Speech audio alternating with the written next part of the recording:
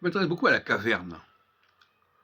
Et dans la caverne, les gens, ils ont besoin de parler parce qu'il n'y a pas de bonne luminosité, il n'y a pas de bonne lumière. Donc les gens de l'obscurité, il faut qu'ils entendent parler, il faut qu'on leur parle, ils ont besoin d'entendre certains mots. Les gens qui sont dans la lumière, eux, ils n'ont pas besoin du langage, parler. Ils ont le langage des yeux, le langage de la bouche, le langage du nez, le langage des gestes. Et donc voilà deux sociétés qui cohabitent. Quand on a affaire à une certaine personne, elle veut dire, il faut dire bonjour, il faut dire pardon, il faut dire au revoir, etc., etc.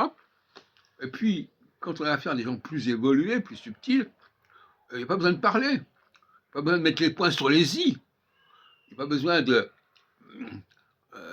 rajouter ceci ou cela. Il suffit d'un clin d'œil qui va durer une demi-seconde. Et puis voilà, on a compris. On se comprend à demi-mot.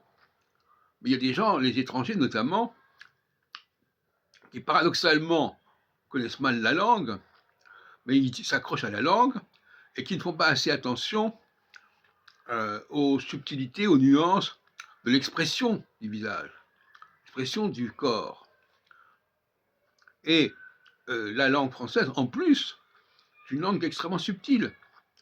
On passe, il y a très peu de choses. Par exemple, parfois, on saute les mots, on saute les voyelles, on saute les syllabes.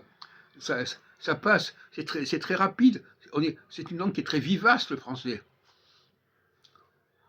Et qui est fugace par certains côtés. Et qui peut échapper à quelqu'un qui n'a pas suffisamment d'attention, qui ne regarde pas assez bien les choses, qui ne regarde pas ce qui se passe autour de lui, qui s'arrête uniquement à ce qu'on lui dit et pas à ce qui s'exprime, à ce qui se dit sans parole. Et donc finalement là, nous avons là un clivage majeur au niveau sociolinguistique.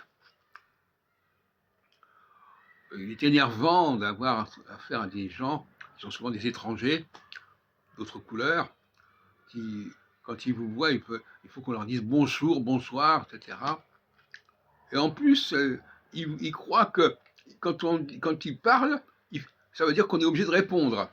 Voyez-vous ? Il faut répondre. Je dis une chose, l'autre doit répondre toc. Et si on ne lui répond pas, il dit mais comment ça, j'ai dit quelque chose, il n'a pas répondu. Comme si dire obliger l'autre à réagir. Qu'est-ce que c'est que cette obligation ?